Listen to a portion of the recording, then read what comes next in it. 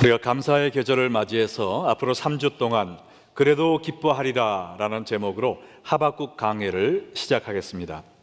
하나님께 감사드리는 것은 인생이 잘 풀릴 때만 우리가 해야 되는 것이 아니라 우리가 고통과 고난의 터널을 지날 때에도 우리가 하나님께 드려야 되는 것입니다. 왜냐하면 데살로니가 전서 5장 18절에 이야기하기를 범사에 감사하라, 이것이 그리스도 예수 안에서 너희를 향하신 하나님의 뜻이니라 그랬습니다. 너의 모든 일이 잘 풀려서 기쁨이 충만할 때만 하나님께 감사하라, 그것이 아니고 범사에 In all circumstances give thanks to God, 이렇게 말씀을 하신 것입니다. 모든 일이 다 잘 될 때 하나님께 감사하는 것은 아주 쉬운 일입니다. 그러나 어려운 문제들로 인해서 머리가 복잡해질 때 우리가 어떻게 감사할 수 있을까요?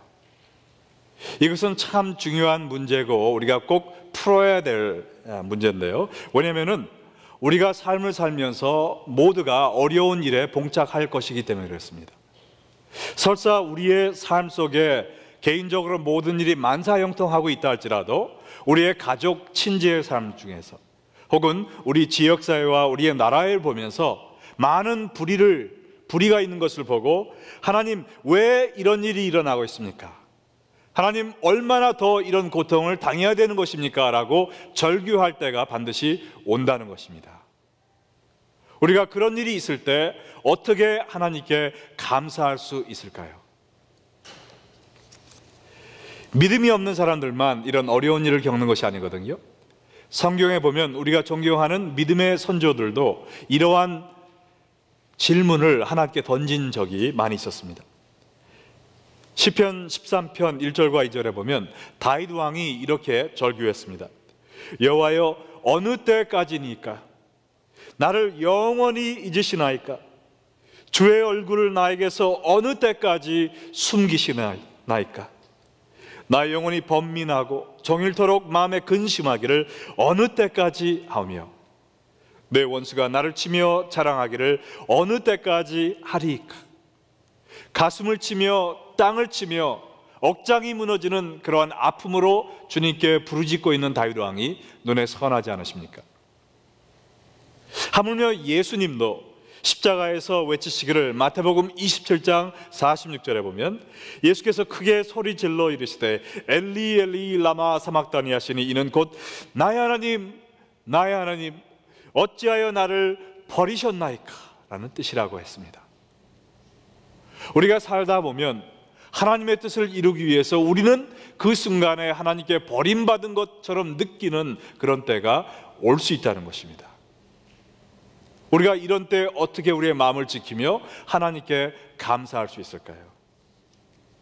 우리가 예수를 믿으면 모든 문제가 해결되면 얼마나 좋겠습니까? 그러나 사실은 그렇지 않습니다. 우리가 예수를 믿는다 해도 계속해서 어려운 일이 들어닥칠 것이고 이러한 어려운 문제에 봉착했을 때 우리가 어떻게 반응해야 되는지 우리가 깨달아야 되는 것입니다. 그래서 앞으로 3주 동안 하박국 선지자의 삶을 살펴보면서 어떻게 그의 불만과 불평이 감사로 변할 수 있었는지 공부해 보도록 하겠습니다.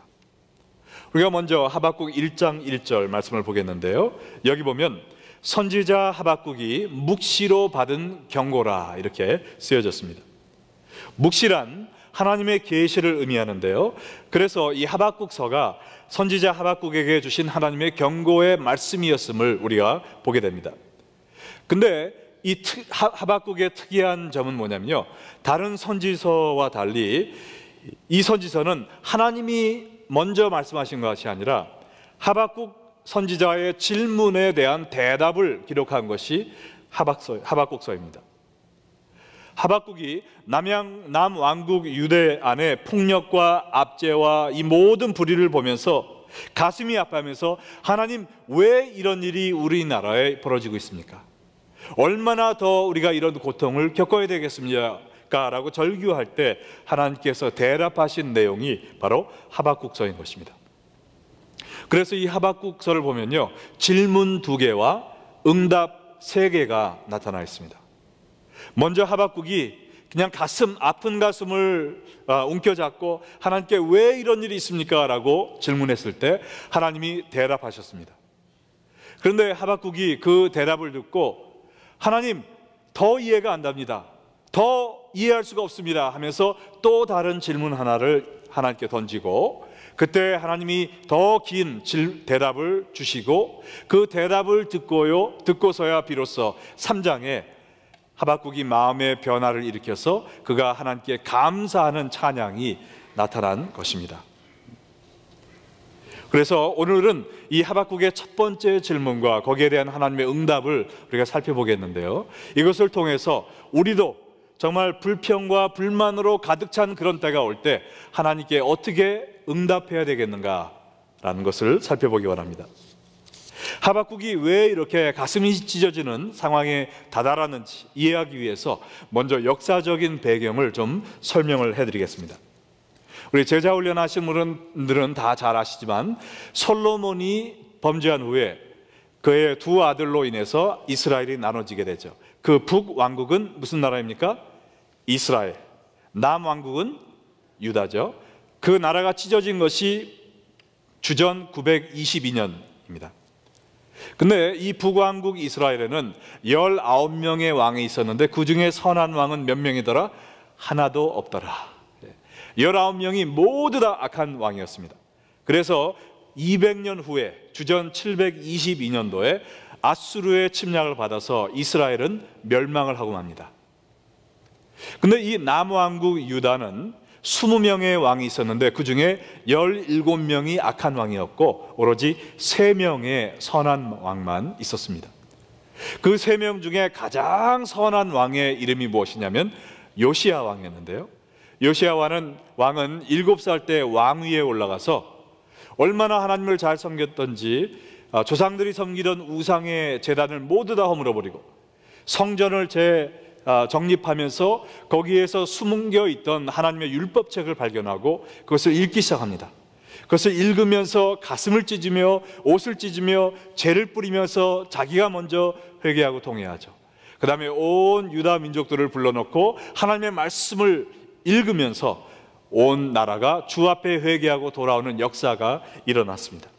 그래서 이 요시야 왕을 통해서 오랜만에 이 유다 나라에 하나님을 찬양하는 아름다운 소리가 들리기 시작하는데 어느 날 갑자기 애굽 군대가 위쪽으로 쳐들어오는데요, 그 군대가 유다를 향해 쳐들어오는 것도 아닌데 이상하게 요시야 왕이 군대를 이끌고 애굽 군대와 싸우러 나갑니다.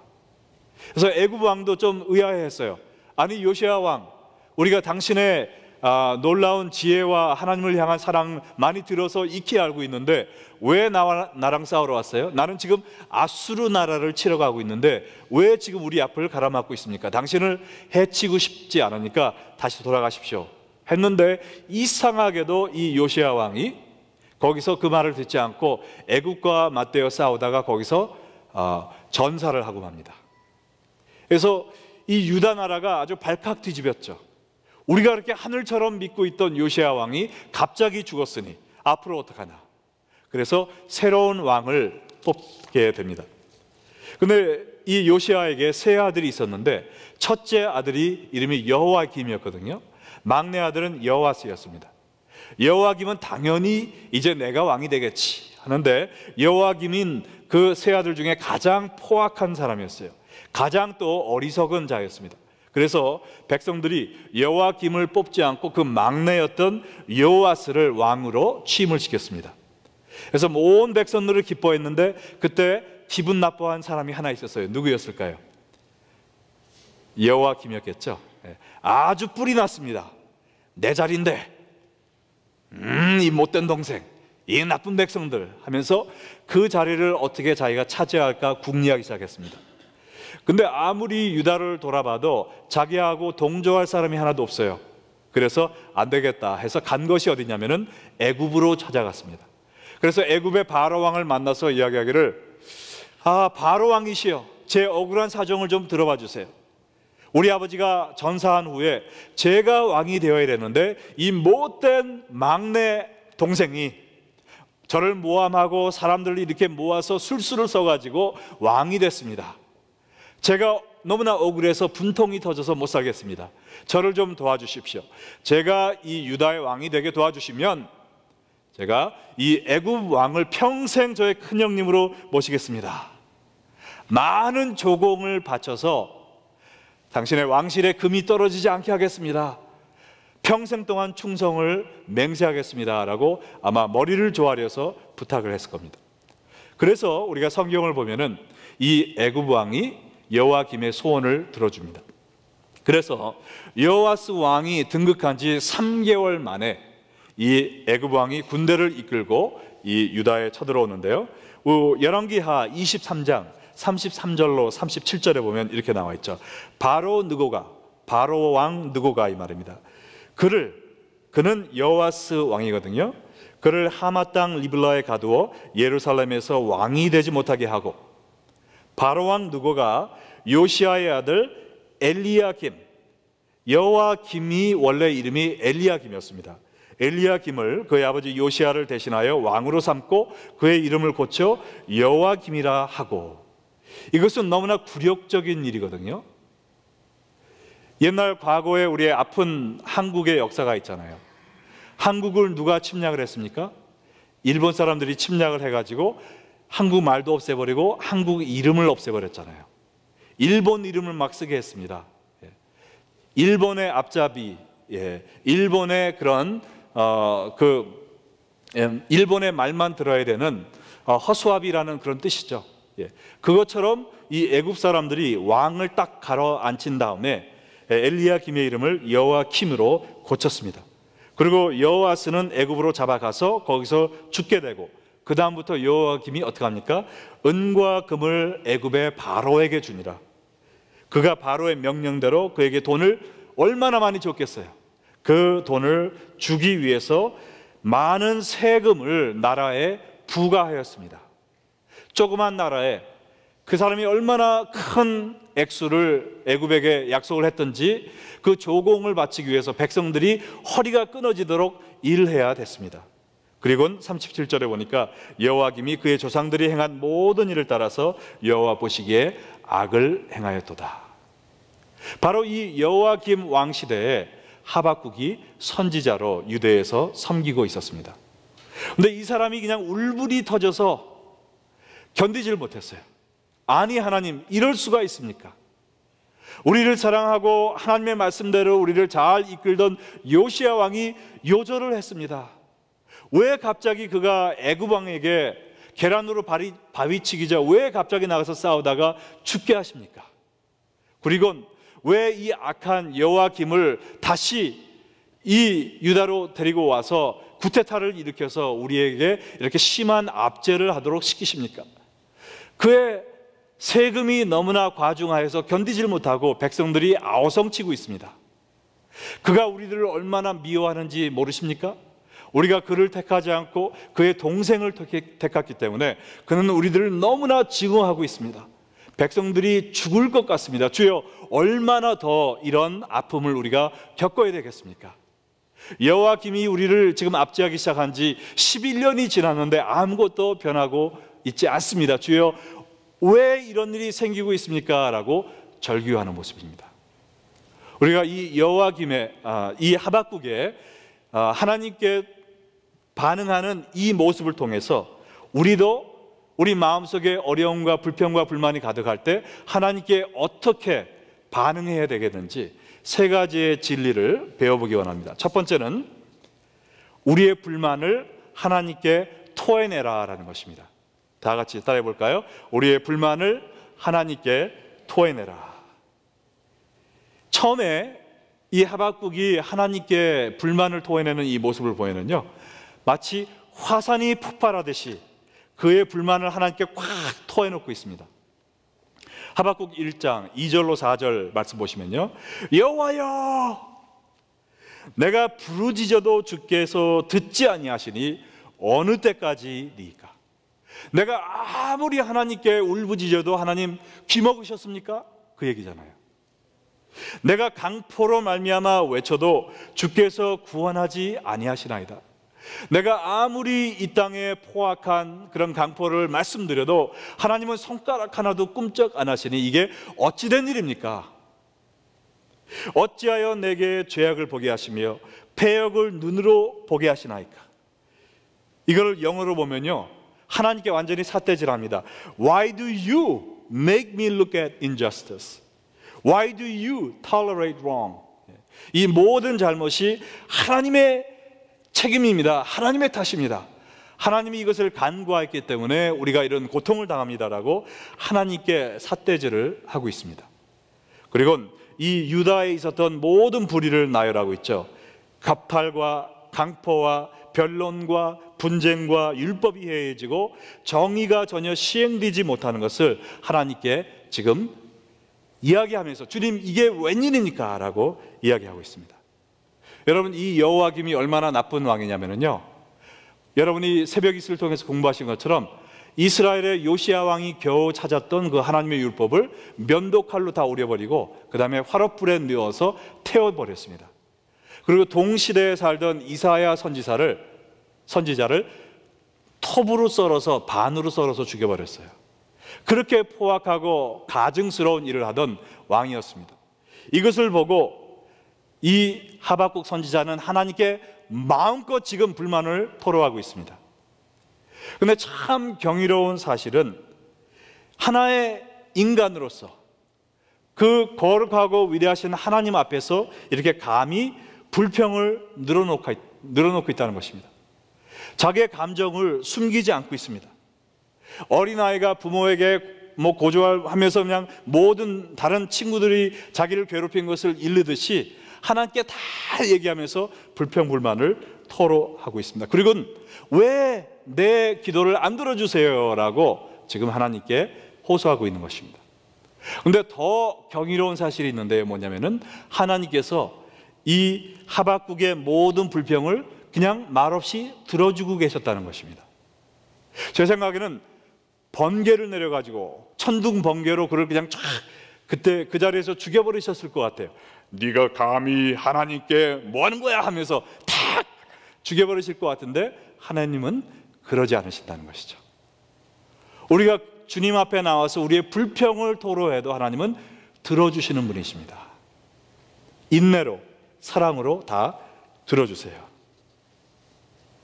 우리는 하나님께 예배하러 올 때 찬양만 해야 되는 줄로 알고 있습니다. 하나님께 감사만 해야 되는 줄로 알고 있어요. 그러나 하나님이 받으시는 예배는요, 우리의 기쁨만 주와 나누는 예배가 아닙니다. 우리의 고통도 주님께 나누고 우리의 슬픔도 주님께 나누고 때로는 우리의 불만 불평도 하나님 앞에서 다 털어놓는 그것을 하나님이 원하시는 것을 믿으시기 바랍니다. 여러분도 부모님으로서 여러분 자녀가 여러분에게 와서 좋은 얘기만 다 해주기 원하세요? 그들의 마음속에 아픔과 고통과 고민이 있을 때 그거는 너희들끼리 해결하고 나는 와서 좋은 얘기만, 내가 듣기 원하는 얘기만 해줘. 그런 부모가 있습니까? 그렇지 않죠. 자녀가 고통이 있으면, 아픔이 있으면, 불평이 있으면 다 듣기를 원합니다. 그래야 해결해 줄 수 있잖아요.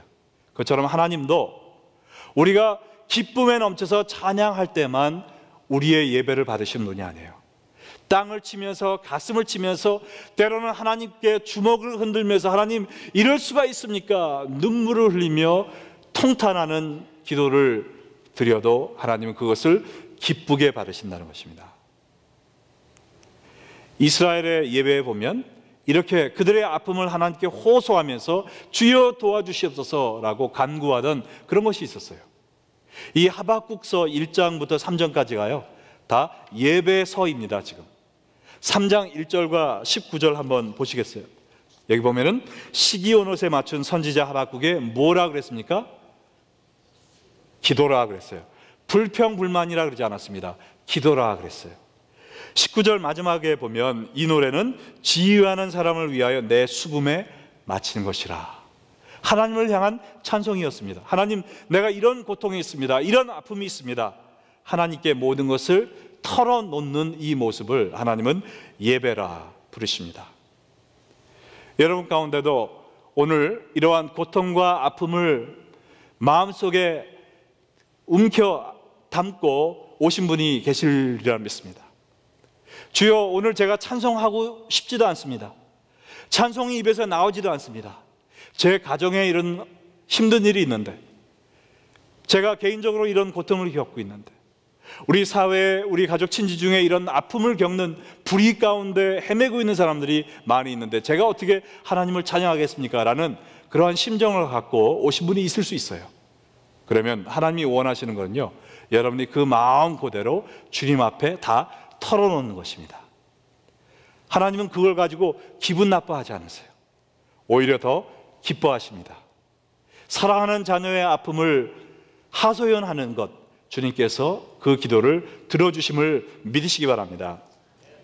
그리고 거기서 끝나는 것이 아니라 우리에게 응답하여 주리라 라는 약속까지 해주고 계신데요, 예레미야 33장 3절에 보면 바로 또 예레미야 선지자에게 유다의 다가오는 심판에 대해서 얘기해 주시면서 하나님이 약속하신 말씀이 있는데 이렇게 말씀하셨습니다. 너는 내게 부르짖으라.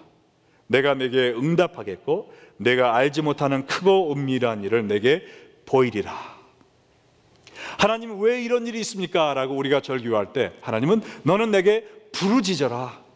다른 데 가서 불평불만하지 말고, 나를 떠나고 그렇게 세상으로 가지 말고 나에게 부르짖어라. 그러면 내가 너에게 응답하겠고 네가 알지 못하던 크고 은밀한 비밀을 너에게 가르쳐 주리라 라고 말씀해 주고 계신 것입니다. 이 하박국 선지자가 하나님 앞에 절규했을 때도 하나님은 그의 기도를 들어주셨습니다. 그리고 응답해 주셨습니다. 그 응답을 듣고 하박국은 하나님이 모든 일을 다스리시는 하나님이시구나 라는 것을 깨닫게 되었습니다. 그래서 우리가 여러 가지 삶에 어려운 일이 있을 때 해야 되는 첫 번째는 우리의 불만을 하나님 앞에 토해 놓는 것입니다. 두 번째는 하나님이 모든 것을 다스리고 계심을 기억하는 것입니다. 하나님이 모든 것을 다스리고 계신다는 것을 기억하는 것입니다. 자, 하박국의 절규를 듣고 하나님이 대답하시기를, 하박국은 하나님 왜 응답하지 않으십니까? 왜 아무것도 하지 않으십니까? 이 두 가지를 물어봤어요. 하나님이 대답하시기를, 나는 너의 모든 기도를 듣고 있었다. 그리고 나는 이미 나에게 반항하는 이 유대의 죄를 심판하기로 준비하고 있다라고 지금 말씀을 하고 계십니다.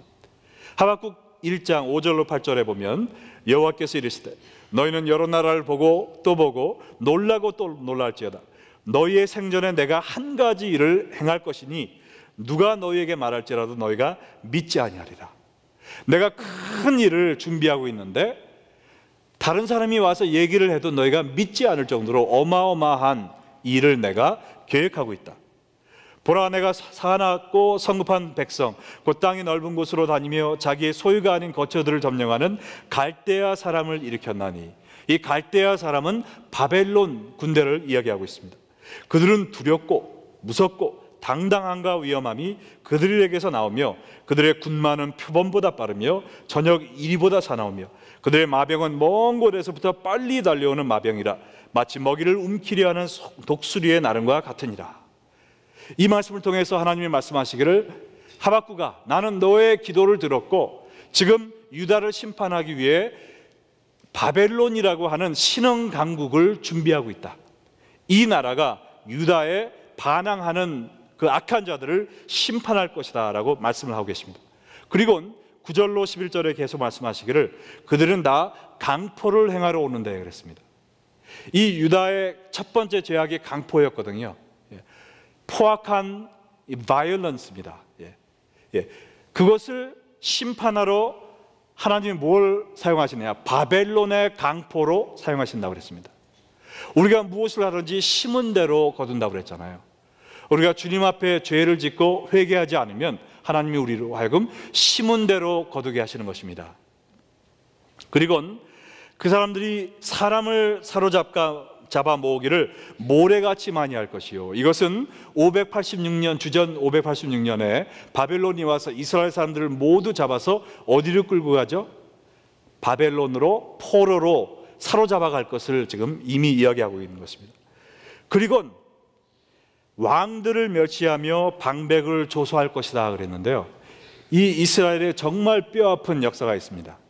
자, 여호와김이 자기의 동생 여호아스를 물리치고 왕이 되었잖아요. 근데 이 바벨론이 일어난 후에 가만히 보니까 이 유다의 왕이 여호와김인데 친애굽파였습니다. 그래서 이거 그냥 놓으면 안 되겠다. 그래서 여호와김을 잘라버리고 여호와김의 둘째 동생인 시드기야를 왕으로 앉혔습니다. 근데 이 시드기야를 왕으로 앉힌 후 3개월 후에 이 바벨론이 유다를 멸망시키기로 결정을 했거든요. 그래서 군대를 이끌고 예루살렘으로 와서 무슨 일을 했냐면 이 유대 사람들의 길을 완전히 꺾어버리기 위해서 시드기야 왕의 모든 왕자들을 앞으로 불렀습니다. 그리고 시드기야가 바라보고 있는 그 면전에서 목을 다쳤어요. 얼마나 정말 굴욕적이고 가슴 아픈, 억장이 무너지는 그런 비극입니까? 히스기야가 얼마나 눈물을 쏟으며 비명을 질렀겠어요. 그 후에 이제는 모든 백성들이 보는 앞에서 시드기야의 두 눈을 뽑아버렸습니다. 그리고 갈고리로 몸을 이렇게 찍어가지고요, 그 바벨론까지 끌고 가버렸어요. 질질질질. 그리고 바벨론에 가서 죽여버렸습니다. 이러한 큰 비극이 유다 나라에 닥쳐왔거든요. 이것을 볼 때 우리가 이제는 이해를 하게 됩니다. 왜 하나님이 그렇게 선한 요시야 왕을 빨리 데려가셨는가? 만약에 요시야 왕이, 그 사람이 죽었을 때 48세였습니다. 죽지 않고 만약에 부상만 입어서 이 모든 일을 침대 위에서 바라보고 있었던 것을 상상해 보세요. 자기의 사랑하는 아들 여호아스와 여호와김이 왕자를 놓고 막 싸우고 서로 죽이는 이 모습을 봤다면 얼마나 가슴이 무너졌을까요? 또 바벨론이 쳐들어와서 자기의 사랑하는 눈에 넣어도 아프지 않을 그 손자들을 자기들이 보는 앞에서 목을 땄다면 얼마나 가슴이, 정말 심장이 멈추는 그런 고통을 겪었겠습니까? 자기의 둘째 아들 시드기야 왕이 눈이 뽑혀버리고 백성들 앞에서 굴욕을 당하고 갈고리에 찍혀가지고 질질질 끌려가는 그 모습을 봤다면, 또한 이 유다가 망해버리고 예루살렘 성전까지 폭삭 주저앉는 그러한 아픔을 봤다면 요시야가 얼마나 슬퍼했겠어요. 사람의 눈을 볼 때는 하나님 왜 요시야를 죽게 하십니까? 하나님 살아계시다면 정말 이럴 수 있습니까? 하지만 그것조차도 하나님의 사랑이었다는 것이죠. 하나님의 지배와 다스림 속에 일어나는 하나님의 계획이었다는 것입니다. 여러분이 제가 소설 쓰는 것처럼 생각하실까 봐 증거를 보여드리겠습니다. 열왕기하 22장 20절 한번 읽어보겠는데요, 하나님께서 다가올 유다의 심판에 대해서 요아스 왕에게 지금 직접 요시야 왕에게 직접 말씀해 주고 계십니다. 그러므로 보라, 내가 너로 너희 조상들에게 돌아가서 평안히 묘실로 들어가게 하리니 내가 이곳에 내리는 모든 재앙을 내 눈이 보지 못하리라 하셨느니라 하니 사자들이 왕에게 보고하니라.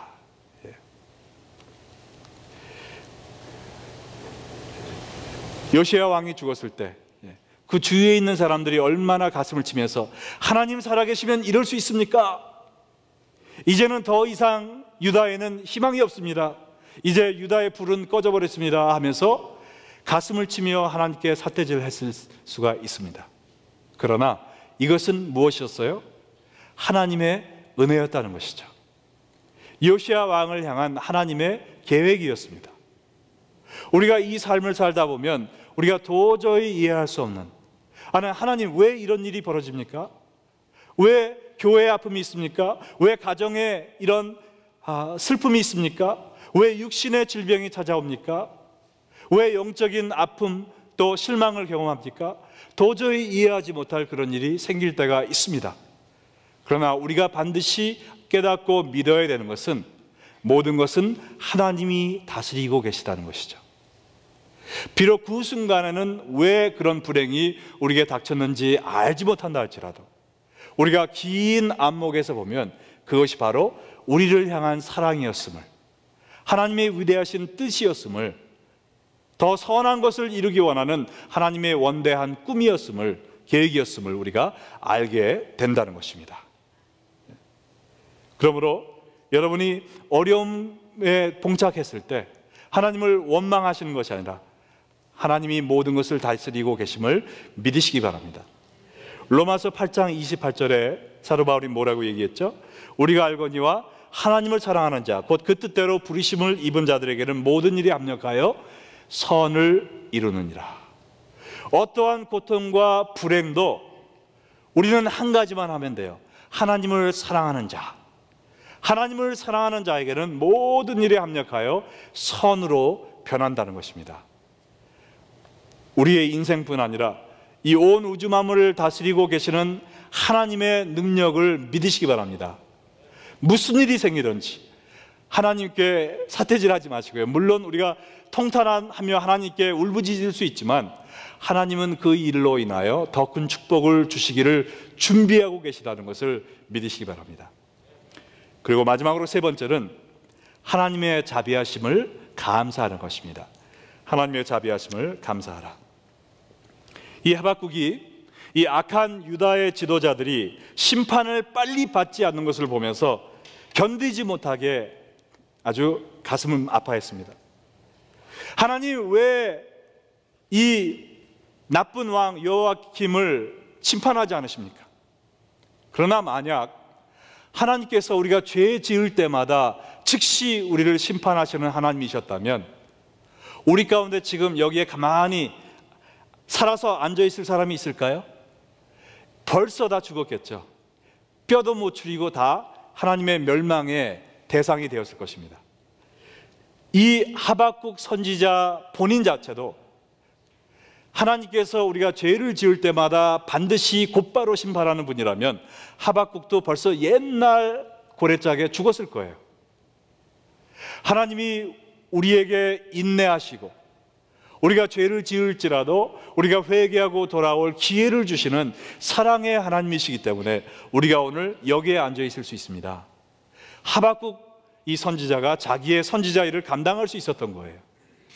그럼에도 불구하고 우리는 그 사랑을 깨닫지 못하고 남들이 우리를 괴롭히고 악한 일을 하고 그럴 때 우리는 하나님께 막 삿대질을 하고 주먹을 흔들면서 하나님, 저 악한 사람 왜 빨리 안 데려가십니까?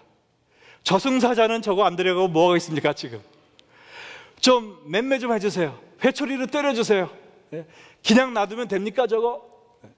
그러나 우리는 하나님이 우리를 향하여 얼마나 인내하심을 망각하고 있단 말이죠.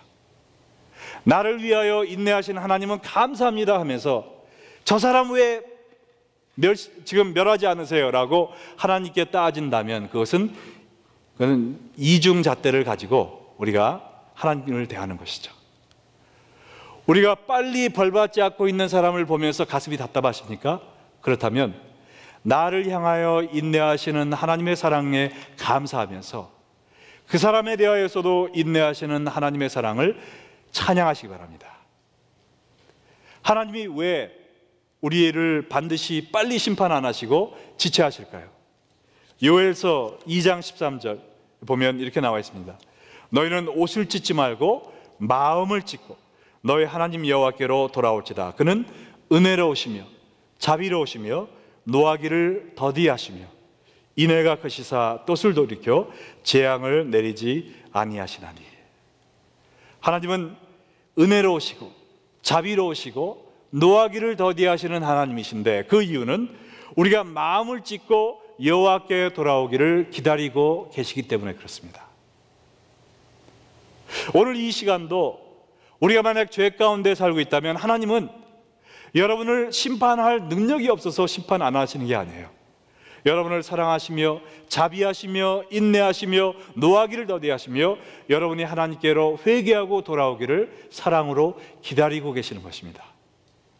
하나님의 사랑을 우리가 경홀히 여기면 안 되겠습니다. 우습게 보면 안 되겠어요. 주님의 심판은 더디게 찾아오지만 반드시 주님이 정한 날에 찾아오게 되었습니다. 여러분이 죄를 짓고도 하나님이 형벌 안 하시는 걸 보고 죄 짓고 살아도 괜찮구나 라고 착각하고 사시면 빨리 그 착각에서 나오시기 바랍니다. 왜냐하면 하나님의 심판이 임박했기 때문에 그래요. 그리고 우리가 우리 주위에 하나님이 왜 이 사람을 심판하지 않으십니까? 라고 하나님께 한탄했던 사람이 있으면요, 그 사람들에 대하여 주여 저들에게도 인내하심, 나에게 하신 것처럼 동일한 사랑과 자비로 인내하심에 대해서 감사합니다. 저들도 회개하고 주께로 돌아오게 하여 주시옵소서 기도하시기 바랍니다. 우리가 하나님께 받은 그 사랑으로 남에게 사랑을 해야죠. 하나님이 우리에게 주시는 그 자비하심으로 남에게 자비를 베풀어야죠. 나는 하나님께 자비를 받기 원하면서 왜 남들에게는 그 자비를 베풀지 않냐는 것입니다.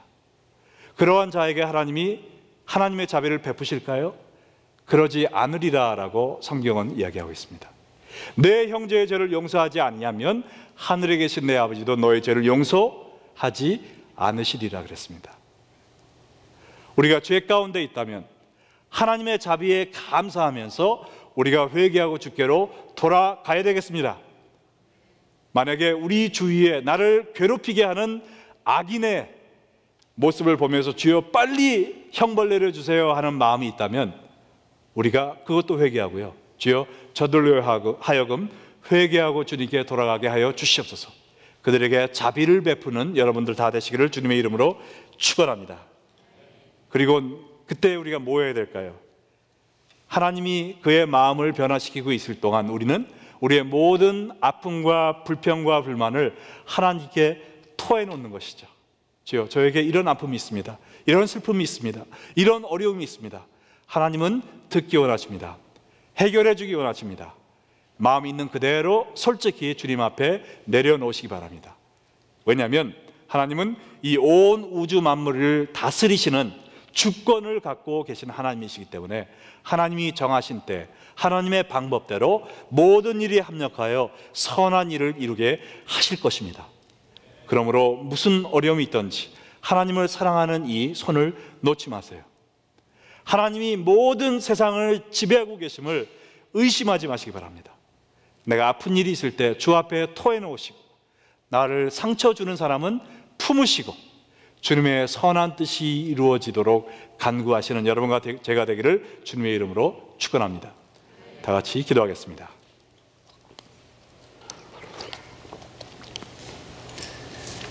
오늘 여러분 가운데 이 자리에